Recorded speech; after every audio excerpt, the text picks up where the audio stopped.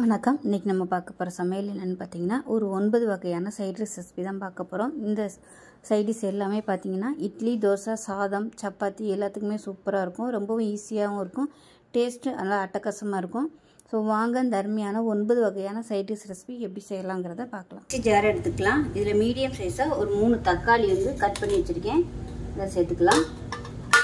இது கூடவே ஒரு 10லேருந்து 12 முந்திரி பருப்பு நல்லா சுடுதண்ணியில் ஊற வச்சு வச்சுருக்கேன். இந்த முந்திரி பருப்பு மட்டும் சேர்த்துக்கலாம். இது கூடவே 1 டேபிள் ஸ்பூன் தனியாத்தூள், 10 வரமிளகா சுடுதண்ணியில் ஊற வச்சு வச்சுருக்கிறேன். அதையும் சேர்த்துக்கலாம். இது வந்து நல்லா நைஸாக அரைச்சிக்கலாம். இப்போ பாருங்கள், நல்லா நைஸாக அரைச்சாச்சு. தனியாக இருக்கட்டும்.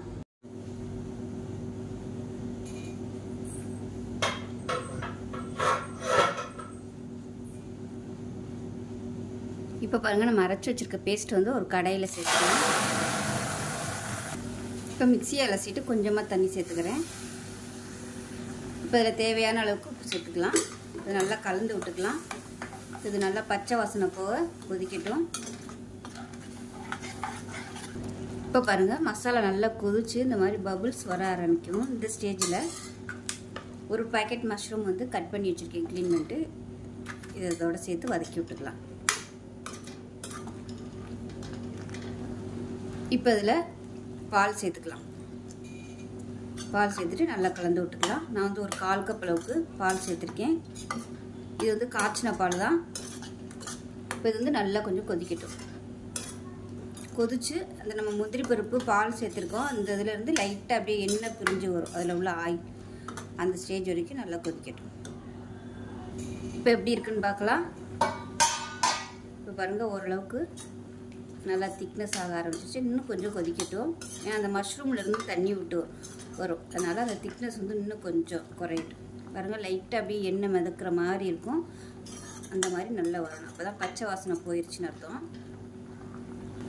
இப்போ இதில் மேலாப்பில் கரம் மசாலா கொஞ்சமாக சேர்த்துக்கலாம். ஒரு 1/4 டேபிள் ஸ்பூன் அளவுக்கு சேர்த்துக்கலாம். இப்போ இதில் 1 டேபிள் ஸ்பூன் அளவுக்கு கரம் மசாலா, இதில் 1 டேபிள் ஸ்பூன் அளவுக்கு கஸ்தூரி மேத்தி, அதாவது காஞ்ச வெந்தயக்கீரை சேர்த்துருக்கேன். இதை சேர்த்துட்டு நல்லா கலந்து விட்டுறலாம்.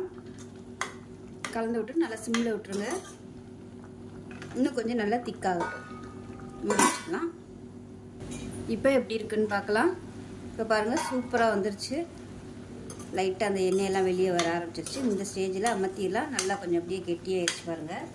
அமர்த்திடலாம். அவ்வளோதான், சூப்பரான எண்ணெய் இல்லாத காளான் மசாலா ரெடி ஆயிடுச்சு. நான் வந்து கொஞ்சம் இன்றைக்கி காரம் அதிகமாகிடுச்சு. நீங்கள் வந்து ஒரு 3 மிளகா வந்து கம்மி பண்ணிக்கோங்க. சூப்பராக இருக்கும். இந்த வீடியோ பிடிச்சிச்சின்னா லைக் பண்ணுங்கள், கமெண்ட் பண்ணுங்கள், சேனலை சப்ஸ்கிரைப் பண்ணுங்கள், பக்கத்தில் உள்ள பெல் பட்டனையும் ப்ரெஸ் பண்ணுங்கள். நன்றி. இப்போ ஒரு பேன் எடுத்துக்கலாம். இதில் தேவையான அளவுக்கு எண்ணெய் விட்டுக்கலாம். இது வந்து தொக்குங்கிறதுனால எண்ணெய் கொஞ்சம் கூட இருந்தால் தான் நல்லாயிருக்கும்.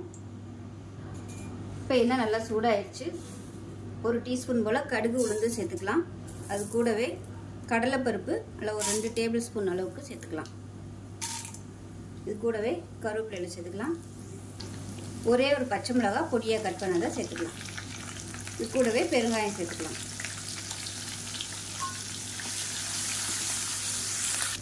இப்போ அதில் மீடியம் சைஸாக 2 பெரிய வெங்காயம் இந்த அளவுக்கு நல்லா பொடியாக கட் பண்ணிக்கோங்க. நான் வந்து சாப்பரில் போட்டிருக்கேன். இதை சேர்த்துக்கலாம். இந்த தொக்குக்கு வெங்காயம் பொடியாக இருந்துச்சுன்னா தான் நல்லாயிருக்கும். இது கூடவே நல்லா ஒரு 10லேருந்து 15 பூண்டு பல் நல்லா பொடியாக கட் பண்ணியிருக்கேன். அதையும் சேர்த்துக்கலாம். இது பெருசாக போடுறத விட இந்த மாதிரி பொடியாக கட் பண்ணிங்கன்னா தான் டேஸ்ட்டு நல்லாயிருக்கும். இந்த வெங்காயம் நல்லா வதங்கி வரட்டும். வெங்காயம் வதங்குறதுக்கு உப்பு சேர்த்துக்கலாம். அப்போ தான் சீக்கிரம் வதங்கும். ஸோ அந்த வெங்காயத்தில் உள்ள தண்ணி வெளியே வந்து நல்லா கொஞ்சம் வதங்கி வரணும். இப்போ பாருங்கள், வெங்காயம் வந்து நல்லா வதங்கிடுச்சு. நம்ம போட்ட அளவை விட பாதியாக வந்துருச்சு. இந்த ஸ்டேஜில் மிளகாத்தூள் சேர்த்துக்கலாம். அதாவது காஷ்மீரி மிளகாத்தூள் 1 டேபிள் ஸ்பூன், குழம்புத்தூள் வந்து 1 டேபிள் ஸ்பூன் எடுத்திருக்கேன். அதே மாதிரி மிளகாத்தூள், தனி மிளகாத்தூள் வந்து 1 டேபிள் ஸ்பூன், கொஞ்சமாக மஞ்சத்தூள் சேர்த்துருக்கேன். இதை சேர்த்துக்கலாம். சேர்த்துட்டு நல்லா எண்ணெயில் பரட்டி விட்டுக்கலாம். டக்குன்னு பச்சை வாசனை போயிடும். காஷ்மீரி மிளகாத்தூள் வந்து கலருக்காக மட்டும்தான். இப்போ எண்ணெயில் நல்லா பரட்டி விட்டாச்சு. மீடியம் சைஸாக ஒரு 4 தக்காளி மிக்சியில் அடித்து வச்சுருக்கேன். இதை சேர்த்துக்கலாம். நல்லா கலந்து விட்டுட்டு பச்சை வாசனை போக கொதிக்க விடணும். நல்லா அப்படியே சுருண்டு தொக்கு மாதிரி வரணும். எண்ணெயெல்லாம் பிரிஞ்சு நம்ம ஊற்றின எண்ணெய் அப்படியே வெளியே வரணும். அந்த அளவுக்கு அப்பப்போ கிளறி விட்டுக்கலாம். உப்பு வந்து இப்போ போட வேணாம். நல்லா வற்றினதுக்கப்புறமா உப்பு சேர்த்துக்கலாம். வெங்காயம் வதக்கையில் உப்பு சேர்த்துருக்கோம், அது போதும். வற்றி வந்ததுக்கப்புறமா பத்தலைன்னா சேர்த்துக்கலாம். தண்ணி வந்து ஊற்ற வேணாம். தண்ணி ஊற்றாமல் தொக்கா செஞ்சிங்கன்னா 1 மாதத்துக்கும் ஸ்டோர் பண்ணி வச்சுக்கலாம். பாட்டிலில் போட்டு வச்சோம்னா நல்லாயிருக்கும். இட்லி தோசை தொட்டுக்கலாம். பசங்களுக்கு சாதத்தில் போட்டு பரட்டி கொடுத்து விடுறதுக்கு சூப்பராக இருக்கும். இப்போ பாருங்கள் கொதிக்க ஆரம்பிக்குது. இந்த ஸ்டேஜில் அடுப்பு நல்லா குறைச்சி வச்சுருங்க. குறைச்சி வச்சுட்டு ஒரு மூடியை போட்டிங்கன்னா நல்லா அது பாட்டு கொதிச்சுட்டே இருக்கும். இப்போ எப்படி இருக்குன்னு பார்க்கலாம். இப்போ பாருங்கள் ஓரளவுக்கு கொஞ்சம் அப்படியே கெட்டியாக வந்திருக்கு. இன்னுமே நல்லா சுருண்டு வரணும். அந்தளவுக்கு நல்லா வதக்கிக்கலாம். அப்பப்போ கிளறி விட்டுக்கோங்க அடி பிடிக்காமல் இருக்கிறதுக்கு. அதுக்காக தான் சொன்னேன், எண்ணெய் கொஞ்சம் கூடுதலாக விட்டால் தான் அடி பிடிக்காது.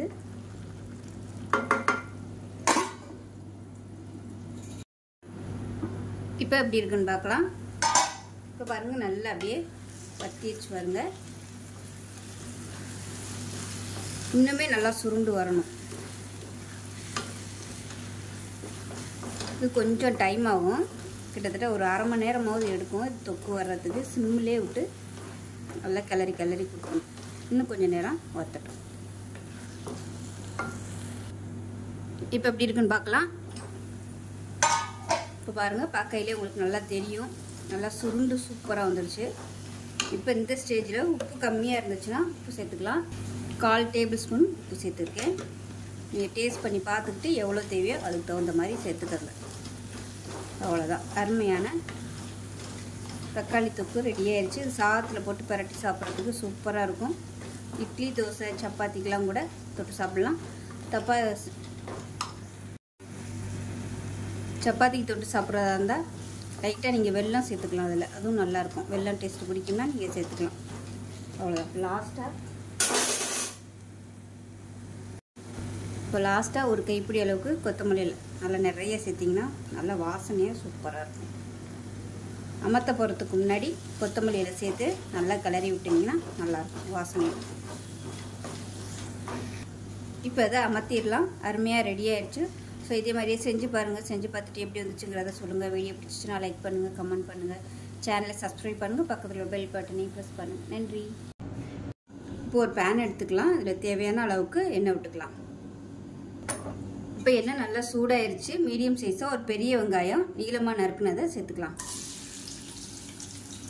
இது கூடவே ஒரு 3 பச்சை மிளகா, நல்ல பெரிய பச்சை மிளகாயா சும்மா பாதியாக இந்த சைஸுக்கு கட் பண்ணியிருக்கேன், அதையும் சேர்த்துக்கலாம். வெங்காயம் நல்லா பொன்னிறமாக வதங்கணும், அந்தளவுக்கு வதக்கிக்கலாம். இப்போ பாருங்கள் வெங்காயம் நல்லா கொஞ்சம் கோல்டன் கலரில் வர ஆரம்பிக்குது. இந்த ஸ்டேஜில் நல்லா 1 டீஸ்பூன் அளவுக்கு இஞ்சி பூண்டு பேஸ்ட்டு அரைச்சதை சேர்த்துக்கலாம். சேர்த்துட்டு பச்சை வாசனை போக வதக்கி விட்டுக்கலாம். இப்போ இஞ்சி பூண்டு பேஸ்ட்டு நல்லா வதங்கி பச்சை வாசனை போயிருச்சு. இந்த ஸ்டேஜில் பொடியெல்லாம் சேர்த்துக்கலாம். இதில் 1 டீஸ்பூன் தனியாத்தூள், 1/4 டீஸ்பூன் மஞ்சத்தூள், 1/2 டீஸ்பூன் கறி மசாலா தூள் இல்லைன்னா கரம் மசாலா தூள் இது சேர்த்துக்கலாம். இப்போ இது கூடவே மிளகுத்தூள் சேர்த்துக்கலாம். ஒரு 1/4 டீஸ்பூன் போல் சேர்த்துக்கலாம். இப்போ இதையும் சேர்த்து நல்லா எண்ணெயில் வதக்கி விட்டுக்கலாம். இப்போ இது எல்லாத்தையுமே நல்லா வதக்கியாச்சு. இந்த ஸ்டேஜில் மெஷரிங் கப்பில் 1 கப் அளவுக்கு காய்ச்சி ஆற வச்ச பால் சேர்த்துக்கலாம். சேர்த்துட்டு நல்லா கலந்து விட்டுடலாம். இப்போ இது கொதிக்கிற ஸ்டேஜில் 1 டேபிள் ஸ்பூன் அரிசி மாவு தண்ணியில் கரைச்சிட்டு சேர்த்துக்கலாம். இது வந்து திக்னஸ்க்காக. நல்லா கலந்து விட்டுட்டு சேர்த்துக்கலாம். இதோட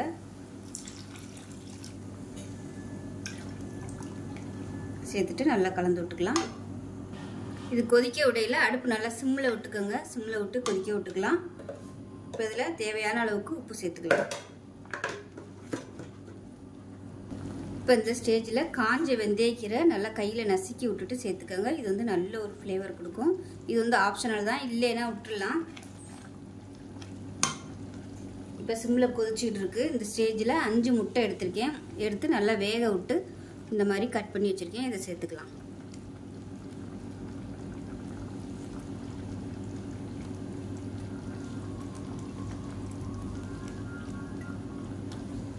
சேர்த்து நல்லா கலந்து விட்டுட்டு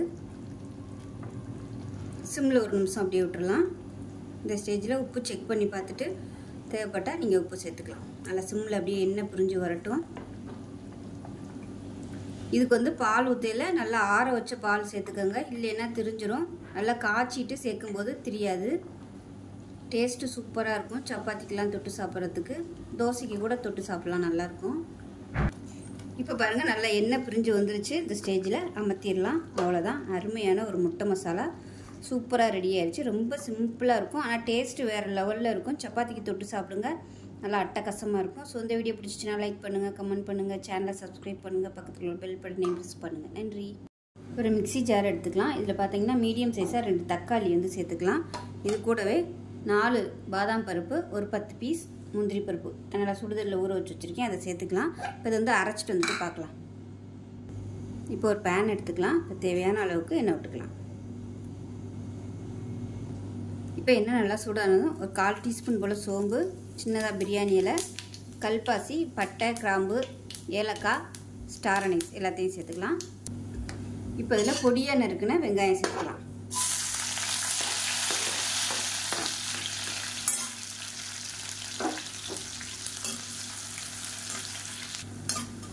இஞ்சி பூண்டு பேஸ்ட்டு நல்லா வதங்க ஆரம்பிச்சிருக்கு. இப்போ பாருங்கள் வெங்காயம் நல்லா வதங்கிருச்சு. இப்போ இதில் இஞ்சி பூண்டு பேஸ்ட்டு 1 டீஸ்பூன் போல் சேர்த்துக்கலாம்.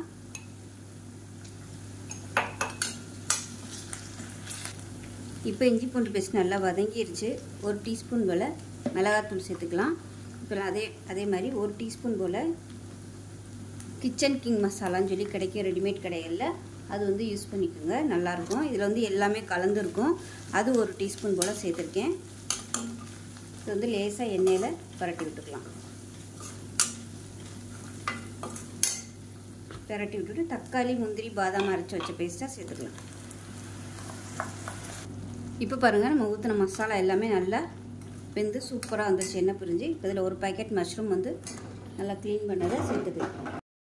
இப்போ இதில் காரம் பத்தாத மாதிரி தெரியுது, அதனால் கொஞ்சமாக நான் மிளகாத்தூள் சேர்த்துக்கிறேன். சேர்த்துட்டு நல்லா பரட்டி விட்டுக்கலாம். இப்போ இதில் உப்பும் கம்மியாக இருக்குது, கொஞ்சமாக உப்பும் சேர்த்துக்கலாம். ஒரு 1/4 டேபிள் ஸ்பூனில் உப்பு சேர்த்துக்கலாம். சேர்த்துட்டு பரட்டி விட்டுக்கலாம். ஒரு 2 நிமிஷம் பரட்டி விட்டுக்கலாம். இப்போ மசாலா நல்லா வதங்கிருச்சு. இப்போ தேவையான அளவுக்கு தண்ணி சேர்த்துக்கலாம். நல்லா சூடான தண்ணியாக சேர்த்துக்கோங்க. சேர்த்துட்டு கலந்து விட்டுக்கலாம். இப்போ நல்லா கொதிச்சு எண்ணெய் பிரிஞ்சு வரட்டும், மூடி வச்சிடலாம். இப்போ எப்படி இருக்குன்னு பார்க்கலாம். இப்போ பாருங்கள் எண்ணெயெல்லாம் பிரிஞ்சு சூப்பராக வந்துருச்சு. இந்த ஸ்டேஜில் கஸ்தூரி மேத்தி வந்து சேர்த்துக்கலாம். இது வந்து நல்ல ஒரு ஃப்ளேவர் கொடுக்கும் இந்த கிரேவிக்கு. நல்லா ஹோட்டலில் சாப்பிட்ட அதே டேஸ்ட்டும் அந்த ஃப்ளேவரும் நல்லா கிடைக்கும். அதை கலந்து விட்டுட்டு அப்படியே விட்டுடலாம், மூடி வச்சுருங்க. அந்த ஃப்ளேவர் வந்து நல்லா அந்த கிரேவியில் இறங்கட்டும். இப்போ 1 நிமிஷம் ஆயிடுச்சு. இப்போ அவ்வளோதான், கேஸ் அமர்த்திடலாம். அருமையான ஹோட்டல் ஸ்டைலில் ஒரு காளான் கிரேவி ரெடி ஆயிடுச்சு. இட்லி, தோசை, சப்பாத்தி எதுக்கு வேணாலும் நீங்கள் தொட்டு சாப்பிட்லாம், அருமையாக இருக்கும். செஞ்சு பாருங்கள். செஞ்சு பார்த்துட்டு எப்படி வந்துச்சுங்கிறத சொல்லுங்கள். வீடியோ பிடிச்சிச்சின்னா லைக் பண்ணுங்கள், கமெண்ட் பண்ணுங்கள், சேனலை சப்ஸ்கிரைப் பண்ணுங்கள், பக்கத்தில் உள்ள பெல் பட்டனை ப்ரெஸ் பண்ணுங்கள். நன்றி. சாப்பிட்ற மாதிரி ஒரு சைடிஷ் ரெசிபி தான் பார்க்க போகிறோம். ரொம்ப ஈஸியாகவும் இருக்கும். ஒரு 10 நிமிஷத்தில் செஞ்சு முடிச்சிடலாம். வாங்க எப்படி செய்யலாங்கிறத பார்க்கலாம். இப்போ ஒரு மிக்ஸி ஜார் எடுத்துக்கலாம். 1/2 கப் அளவுக்கு துருவன தேங்காய் சேர்த்துக்கலாம். இது கூடவே காஷ்மீரி மிளகாத்தூள் வந்து ஒரு 1/2 டேபிள் ஸ்பூன் சேர்த்துக்கலாம். 3 வரமிளகாய் சேர்த்துக்கலாம். அது கூடவே 2 டேபிள் ஸ்பூன் பொட்டுக்கடலை சேர்த்துக்கலாம். சின்னதாக 2 துண்டு பட்டை சேர்த்துக்கலாம். இது கூடவே குழம்புத்தூள் வந்து நல்லா 1 டேபிள் ஸ்பூன் சேர்த்துக்கலாம். இப்போ கொஞ்சமாக தண்ணி விட்டு நல்லா நைஸாக அரைச்சிட்டு பார்க்கலாம். இப்போ ஒரு மிக்ஸி ஜார் எடுத்துக்கலாம். மீடியம் சைஸாக 3 தக்காளி கட் பண்ணதை சேர்த்துக்கலாம். இதையும் நல்லா நைஸாக அரைச்சிக்கலாம். இப்போ ஒரு குக்கர் எடுத்துக்கலாம். இப்போ தேவையான அளவுக்கு எண்ணெய் விட்டுக்கலாம். இப்போ எண்ணெய் நல்லா சூடாயிருச்சு. ஒரு டீஸ்பூன் போல் கடுகு உளுந்து சேர்த்துக்கலாம். இது கூடவே ஒரு டீஸ்பூன் போல் சோம்பு சேர்த்துக்கலாம். கொஞ்சமாக ஒரு கொத்து கருவேப்பிலையில் சேர்த்துக்கலாம். இப்போ ஒரு கைப்பிடி அளவுக்கு பெரிய வெங்காயம் நீளமாக நறுக்குனதை சேர்த்துக்கலாம். இப்போ பாருங்கள், வெங்காயம் நல்லா பொன்னிறமாக வதங்கிருச்சு. இப்போ தக்காளி அரைச்சதை சேர்த்துக்கலாம். இப்போ மிக்சியை அலசிட்டு தண்ணி சேர்த்துக்கலாம். இது வந்து நல்லா கொதிக்கணும். பச்சை வாசனை போக தக்காளி கொதிக்கட்டும். இப்போ பாருங்கள், தக்காளி பச்சை வாசனை போக நல்லா கொதிச்சிருச்சு. இப்போ இந்த ஸ்டேஜில் தேங்காய் அரைச்ச பேஸ்ட்டை சேர்த்துக்கலாம். மிக்சியை அலசிட்டு தண்ணி சேர்த்துக்கலாம். திக்னஸ் பார்த்துக்கிட்டு தண்ணி வேணும்னா இன்னும் கொஞ்சம் ஊற்றிக்கலாம். இப்போ நான் இன்னும் கொஞ்சம் தண்ணி சேர்க்குறேன். கலந்து விட்டு இப்போ உப்பு செக் பண்ணி பார்த்துட்டு உப்பு சேர்த்துக்கலாம். இப்போ தேவையான அளவுக்கு உப்பு சேர்த்துக்கலாம். இப்போ கொஞ்சமாக புதினா இலை சேர்த்துக்கலாம். இப்போ இதில் பொடியாக நறுக்குனா கொத்தமல்லி இலை சேர்த்துக்கலாம். சேர்த்துட்டு குக்கரை மூடி வச்சுட்டு நல்லா ஒரு 2 விசில் விட்டுட்டு ஸ்டீம் போனதுக்கப்புறம் பார்க்கலாம்.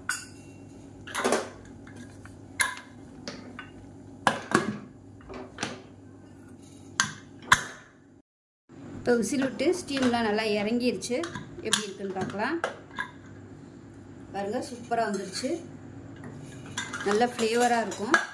சால்னா மாதிரியே இருக்கும். இட்லி, தோசை, சப்பாத்தி எல்லாத்துக்குமே அருமையாக இருக்கும். ஸோ செஞ்சு பாருங்கள். செஞ்சு பார்த்துட்டு எப்படி இருந்துச்சுங்கிறத சொல்லுங்கள். வீடியோ பிடிச்சிச்சுன்னா லைக் பண்ணுங்கள், கமெண்ட் பண்ணுங்கள், சேனலை சப்ஸ்கிரைப் பண்ணுங்கள், பக்கத்தில் பெல் பட்டனையும் ப்ரெஸ் பண்ணுங்கள். நன்றி. இப்போ ஒரு பேன் எடுத்துக்கலாம். இதில் வந்து ஒரு 2 டீஸ்பூன் அளவுக்கு எண்ணெய் விட்டுக்கலாம். எண்ணெய் சூடாகும். ஒரு 6 வரமிளகாயை வறுத்து எடுத்துக்கலாம். வரமிளகாய் நல்லா வறுபட்டுருச்சு. இதை எடுத்துடலாம். இப்போ அதே கடாயில் எண்ணெய் இருக்குது. இதில் வந்து 2 முட்டையை உடச்சிட்டு சேர்த்துக்கலாம்.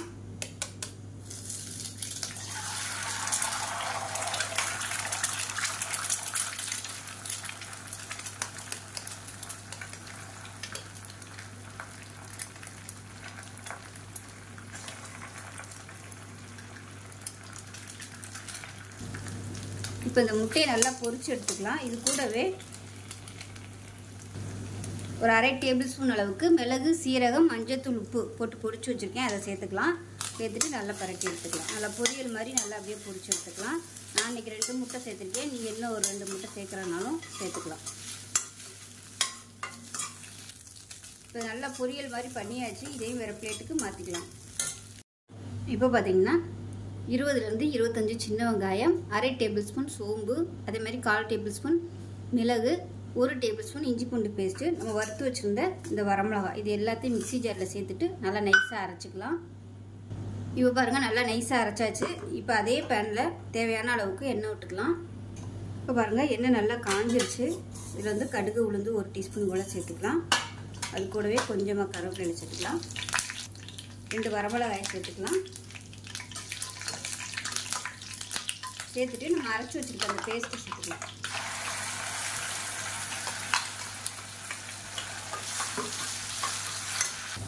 இப்போ மிக்ஸியை அலசிட்டு அதில் வந்து கொஞ்சமாக ஊற்றிக்கலாம். இப்போ இது நல்லா வெந்து எண்ணெய் பிரிஞ்சு வரணும். அந்த அளவுக்கு நல்லா வதங்கட்டும். தண்ணி வந்து கொஞ்சம் ஆட் பண்ணிக்கோங்க. 1/4 டேபிள் ஸ்பூன் காஷ்மீரி மிளகாத்தூள் சேர்த்துக்கலாம். இது வந்து கலருக்காக மட்டும்தான். நல்லா கலந்து விட்டுட்டு அடுப்பு நல்லா சிம்மில் விட்டுருங்க. அப்படியே நல்லா எண்ணெய் பிரிஞ்சு வரட்டும். இப்போ இதில் கொஞ்சமாக உப்பு சேர்த்துக்கலாம்.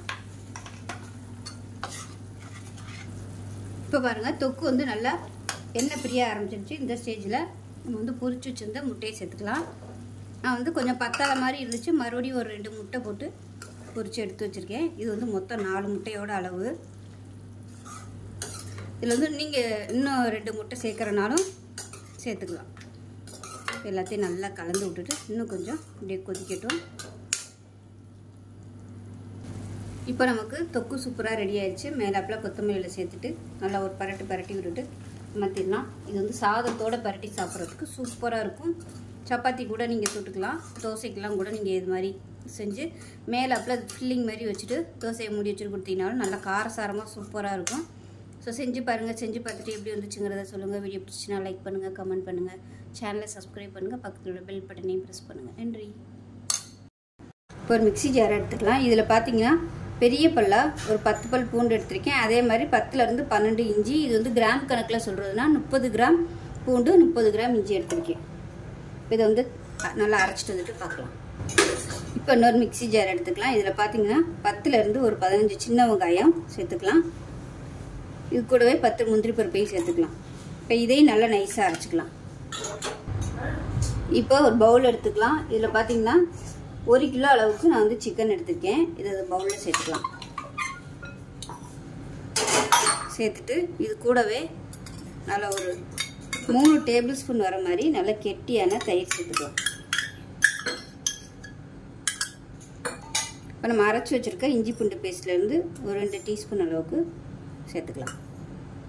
1/4 டீஸ்பூன் மஞ்சள்தூள் சேர்த்துக்கலாம். இப்போ இதில் 1 டீஸ்பூன் போல் மிளகுத்தூள் வந்து நல்லா பொடிச்சிட்டு சேர்த்துக்கலாம். இப்போ இதில் நல்லா 1 டீஸ்பூன் போல் மிளகாத்தூள் சேர்த்துக்கலாம். இப்போ இதில் 1/2 டேபிள் ஸ்பூன் அளவுக்கு உப்பு சேர்த்துக்கலாம். இப்போ இது எல்லாத்தையுமே நல்லா கலந்துக்கலாம். இப்போ நல்லா பிசைஞ்சிட்டேன். இது வந்து நல்லா ஒரு 1 மணி நேரம் ஊறட்டும். இப்போ ஒரு குக்கர் எடுத்துக்கலாம். நான் வந்து இந்த குக்கரில் தான் செய்ய போகிறேன். நீங்கள் வந்து பேனில் பண்ணுறதுனாலும் பண்ணிக்கலாம். இப்போ தேவையான அளவுக்கு கடலெண்ணெய் விட்டுக்கலாம். இப்போ 1 டீஸ்பூன் போல் சோம்பு சேர்த்துக்கலாம். கொஞ்சமாக கருவேப்பிலை சேர்த்துக்கலாம். சோம்பு கருவேப்பிலை பொரியவும் பெரிய வெங்காயம் கட் பண்ணதை சேர்த்துக்கலாம். வெங்காயம் வதங்குறதுக்கு உப்பு சேர்த்துக்கலாம். இப்போ வெங்காயம் நல்லா வதங்கிடுச்சு பாருங்கள். லைட்டாக கண்ணாடி பதம் வந்துருச்சு. இந்த ஸ்டேஜில் நம்ம வதக்கி வச்சுருக்கிற, அதாவது அரைச்சி வச்சுருக்கிற வெங்காயம் முந்திரி பருப்பு பேஸ்ட்டை சேர்த்துக்கலாம். முந்திரி பருப்பும் சின்ன வெங்காயமும் சேர்க்கும்போது நல்ல ஒரு டேஸ்ட்டு கொடுக்கும் சுக்காவுக்கு. அதை நல்லா வதக்கிக்கலாம். இப்போ மிக்சியை அலசிட்டு கொஞ்சமாக தண்ணி சேர்த்துருக்கேன். இப்போ அடுப்பு நல்லா மீடியத்தில் வச்சுட்டு இது நல்லா பச்சை வாசனை போகிற அளவுக்கு நல்லா வதக்கி விட்டுக்கலாம். வெங்காயம் அரைச்சி சேர்க்கும்போது உங்களுக்கு கிரேவியும் நல்லா கிடைக்கும், டேஸ்ட்டும் நல்லா கிடைக்கும். இப்போ பாருங்கள், இது நல்லா வதங்கிடுச்சு. இதில் வந்து நல்லா 1.5 டேபிள் ஸ்பூன் அளவுக்கு குழம்பு மிளகாத்தூள் சேர்த்துக்கலாம். 1/2 டேபிள் ஸ்பூன் மட்டன் மசாலா சேர்த்துக்கலாம். மட்டன் மசாலா இல்லை சிக்கன் மசாலா இதனால சேர்த்துக்கோங்க. இது சேர்த்திங்கன்னா சுக்காவுக்கு வந்து நல்ல டேஸ்ட் கொடுக்கும். இது கூடவே 1/4 டேபிள் ஸ்பூன் கறி மசாலா இல்லைன்னா கரம் மசாலா சேர்த்துக்கோங்க. ஏன்னா நம்ம தாளிக்கையில் பட்டை கிராம்பெல்லாம் போடலை. ஏன்னா சுக்காங்கும்போது சாப்பிடும்போது வாயில் கடிபடுங்கிறதுனால நான் தாளிக்கையில் எதுவும் சேர்க்கல. அதுக்கு பதிலாக கறி மசாலா சேர்த்துருக்கேன். இப்போ இதையும் எண்ணெயில் நல்லா பரட்டி விட்டுக்கலாம். பரட்டி விட்டுட்டு நம்ம ஊற வச்சு வச்சுருக்க அந்த சிக்கனையும் இது கூடவே சேர்த்துக்கலாம். ஸோ வெங்காயம் இந்தளவுக்கு வதங்கினா போதும். நம்ம அடுத்து சிக்கனை சேர்த்து வதக்கையில் இன்னும் நல்லா வதங்கி வைக்கிறோம். இப்போ சேர்த்துட்டு நல்லா பரட்டி விட்டுக்கலாம்.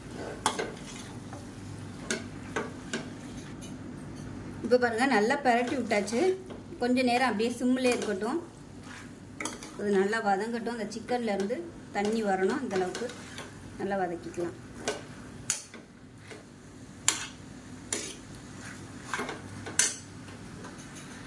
இப்போ இதில் கொஞ்சமாக மஞ்சத்தூள் சேர்த்துக்கலாம். முதல்ல மஞ்சத்தூள் போட மறந்துட்டேன், அதனால் இப்போ சேர்த்துருக்கேன். நீங்கள் பொடியெல்லாம் சேர்க்கையில் மஞ்சத்தூள் சேர்த்துக்கோங்க. இப்போ பார்த்தீங்கன்னா லைட்டாக அப்படியே தண்ணியெல்லாம் விட்டு எண்ணெயெல்லாம் வர ஆரம்பிக்குது. இந்த ஸ்டேஜில் கொஞ்சமாக தண்ணி சேர்த்துக்கலாம். அந்த சிக்கன் வேகிற அளவுக்கு மட்டும் தண்ணி சேர்த்துக்கலாம். ஏன்னா நம்ம குக்கரில் விசில் விட போகிறோம். இதுக்கப்புறமும் தண்ணி விட்டு வரும். அதனால் தண்ணி ரொம்ப ஊற்றிட வேணாம், இல்லைன்னா ரொம்ப நேரம் ஆகும் அந்த தண்ணி வந்து வற்றி வர்றதுக்கு.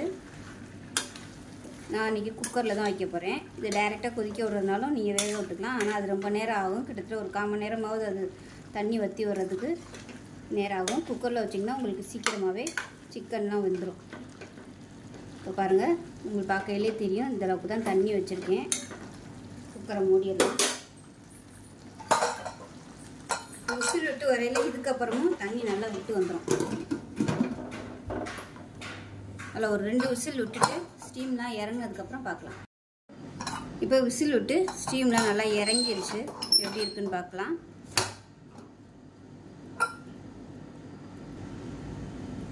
இப்போ பாருங்கள், இந்த மாதிரி தான் இருக்கும். லைட்டாக அந்த தண்ணி விட்ட மாதிரி இருக்குது பாருங்கள். இப்போ இந்த ஸ்டேஜில் நம்ம கேஸ் ஆன் பண்ணிவிட்டு கொஞ்ச நேரம் ஒரு 2லேருந்து ஒரு 3 நிமிஷம் கொதிக்க விட்டிங்கன்னா உங்களுக்கு கரெக்டான பதத்தில் வந்துடும் சுக்கா. நீங்கள் குழம்பு மாதிரி கிரேவி மாதிரி வேணும்னு நினச்சிங்கன்னா அந்த ஸ்டேஜோட அமுத்திக்கங்க. இது வந்து சாதம் சப்பாத்திக்கெலாம் தொட்டு சாப்பிட்றதுக்கு சூப்பராக இருக்கும். இட்லி தோசைக்கெலாம் கூட தொட்டுக்கலாம். இல்லை ட்ரையாக தான் வேணும் அப்படின்னு நினச்சிங்கன்னா நல்லா இந்த மாதிரி ஹை ஃப்ளேமில் வச்சு நல்லா கிளறி விட்டு வற்ற விட்டுக்கலாம். இப்போ பாருங்கள் நல்லா கொஞ்சம் ட்ரை ஆயிடுச்சு. நான் அந்த ஸ்டேஜில் அமர்த்திக்கிறேன். இதுக்கு மேலே நம்ம ரொம்ப ட்ரை ஆகணும்னா ஆறுனதுக்கப்புறம் ரொம்ப ட்ரை ஆயிரும். இல்லை உங்களுக்கு இன்னும் நல்லா ட்ரையாக வேணால் இன்னும் நீங்கள் வற்ற விட்டுக்கலாம். அவ்வளோதான். மேலே கொத்தமல்லியில் நிறைய சேர்த்துட்டு ஒரு பரட்டி விட்டுக்கலாம். சூப்பரான சிம்பிளான சிக்கன் சுக்கா ரெடி ஆயிடுச்சு. எல்லாத்துக்குமே சூப்பராக இருக்கும். டிஃபன் ஐட்டம், சப்பாத்தி, சாதம் எல்லாத்துக்குமே அருமையாக இருக்கும். ரசம் சாதம், சாம்பார் சாதத்துக்குலாம் சூப்பராக இருக்கும். ஸோ செஞ்சு பாருங்கள். செஞ்சு பார்த்துட்டு எப்படி வந்துச்சுங்கிறத சொல்லுங்கள்.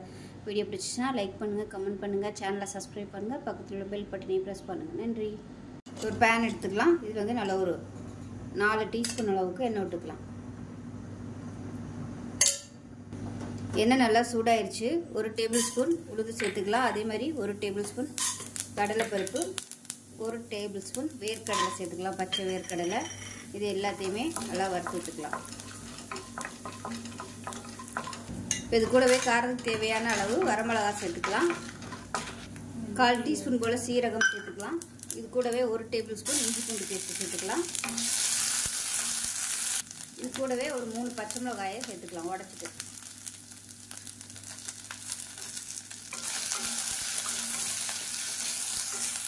இது கூடவே 1/4 கப் துருவன தேங்காய் சேர்த்துக்கலாம். இப்போ இது எல்லாமே நல்லா வறுபட்டுச்சு. வேறு பிளேட்டுக்கு மாற்றிக்கலாம். இப்போ அதே கடாயில் 1 டீஸ்பூன் போல் எண்ணெய் விட்டுக்கலாம். இப்போ இதில் பார்த்தீங்கன்னா புதினா வந்து 1 கட்டு எடுத்திருக்கேன். அதை சேர்த்துக்கலாம். அது கூடவே கொத்தமல்லி ஒரு கைப்பிடி அளவுக்கு சேர்த்துக்கலாம். அது கூடவே ஒரு கைப்பிடி அளவுக்கு கருவேப்பிலை இலை.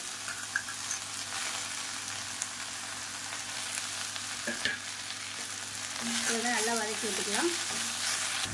இப்போ இது கூடவே சின்ன நெல்லிக்காய் சைஸுக்கு புளியும் சேர்த்துக்கலாம். சேர்த்துட்டு நல்லா வதக்கி விட்டுக்கலாம்.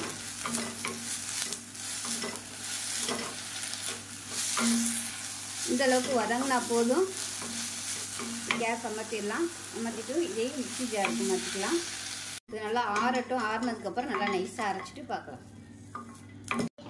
இப்போ பாருங்கள் நல்லா கெட்டியாக அரைச்சிட்டேன். இப்போ தனியாக இருக்கட்டும். இப்போ தேவையான அளவுக்கு எண்ணெய் விட்டுக்கலாம். எண்ணெய் சூடானதும் கடுகு உளுந்து 1 டீஸ்பூன் போல் சேர்த்துக்கலாம். கடுகு உளுந்து பொரியவும் கருவேப்பிலை சேர்த்துக்கலாம். பொடியாக நறுக்கின பூண்டு ஒரு கைப்பிடி சேர்த்துக்கலாம். கொஞ்சமாக பெருங்காயம் சேர்த்துக்கலாம். அடுப்பு நல்லா மீடியத்தில் வச்சுக்கிட்டு பூண்டு நல்லா பொன்னிறமாக வதக்கிக்கலாம். இப்போ பாருங்கள் பூண்டு நல்லா சிவந்து வந்துருச்சு. இப்போ நம்ம அரைச்சி வச்சுருக்க இந்த துவையலை வந்து இதில் சேர்த்துக்கலாம். தண்ணி ஊற்றோன்னா தண்ணி ஊற்றாமல் நல்லா கெட்டியாக அரைச்சிக்கோங்க. ரொம்ப தண்ணியாக வைக்கிறோங்க.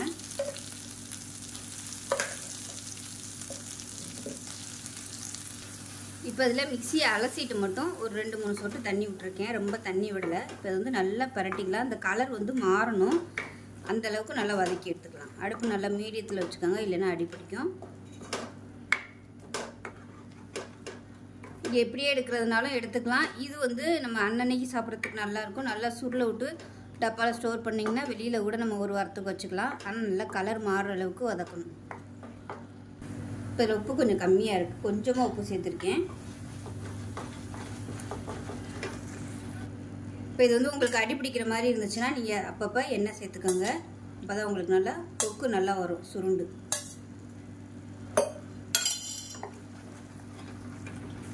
இப்போ இந்த தொக்குக்கு பார்த்தீங்கன்னா காரம் கம்மியாக தான் இருக்குது. நான் போட்டிருக்க காரம் வேணும்னா இன்னும் கூட நீங்கள் ஒரு பச்சை மிளகாயும் ஒரு 2 வரமிளகாயும் சேர்த்துக்கிட்டிங்கன்னா உங்களுக்கு நல்லா சுள்ளுன்னு இருக்கும். காரம் வந்து உங்களோட விருப்பத்துக்கு தகுந்த மாதிரி சேர்த்துக்கோங்க. இப்போ பாருங்கள் நல்லா சுருண்டு வந்துருச்சு. இன்னும் கொஞ்சம் ஒரு 2 நிமிஷம் வதக்கி விட்டுக்கலாம். இப்போ இன்னும் கொஞ்சம் நல்லா சுருண்டு வதங்கட்டும். இப்போ எந்த அளவுக்கு நல்லா வதக்கணுமோ அந்த அளவுக்கு நம்ம வெளியில் வச்சுருந்தாலும் கெட்டு போகாது. பிக்னிக்லாம் போனோம்னா இந்த மாதிரி செஞ்சு கொண்டு போனீங்கன்னா சூப்பராக இருக்கும். தயிர் சாதத்துக்கெலாம் அருமையாக இருக்கும். இந்த தொக்கு சாதத்தில் போட்டு அப்படியே பரட்டி சாப்பிட்லாம். இந்த ஃப்ரிட்ஜில் ஸ்டோர் பண்ணி வச்சுட்டோம்னா பசங்களுக்கு லஞ்ச் பாக்ஸ் கொடுக்குறதுக்கு சூப்பராக இருக்கும். அப்படியே கொஞ்சமாக எடுத்து போட்டு சாதத்தை பரட்டி கொடுத்து விட்றலாம். அருமையாக இருக்கும். இப்போ பாருங்கள் நல்லா வதங்கிடுச்சு. அப்படியே நம்மளுக்கு இப்படி மடித்து விட்டிங்கன்னா உங்களுக்கு நல்லா மடிக்கிற பதத்துக்கு வருது பாருங்கள். இந்த ஸ்டேஜ் வரைக்கும் நல்லா வதக்கி எடுத்துக்கணும். அப்போ தான் உங்களுக்கு வந்து நல்லாயிருக்கும்.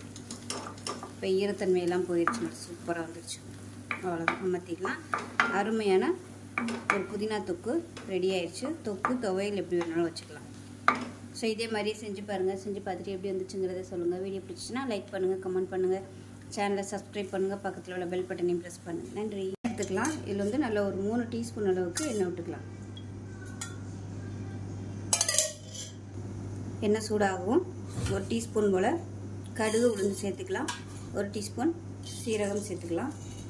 இது கூடவே 2 வரமிளகாய் சேர்த்துக்கலாம். கருவேப்பிலையில் சேர்த்துக்கலாம். இப்போ இதில் பொடியாக நறுக்குன சின்ன வெங்காயம் 1 கைப்பிடி சேர்த்துக்கலாம்.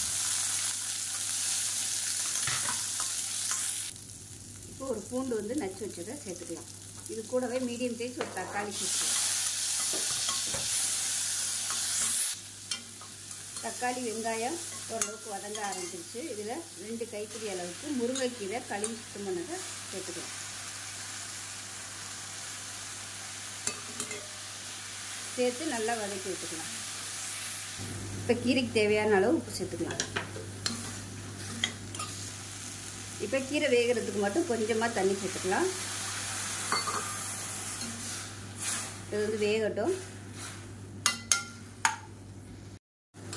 இப்போ பாருங்கள், முருங்கைக்கீரை ஓரளவுக்கு பாதி வெந்துருச்சு. தண்ணி லைட்டாக வத்த ஆரம்பிச்சிருச்சு. இந்த ஸ்டேஜில் 1 கைப்பிடி அளவுக்கு பாசிப்பருப்பு நல்லா வேக விட்டு எடுத்து வச்சுருக்கேன். இதை அப்படியே சேர்த்துக்கலாம்.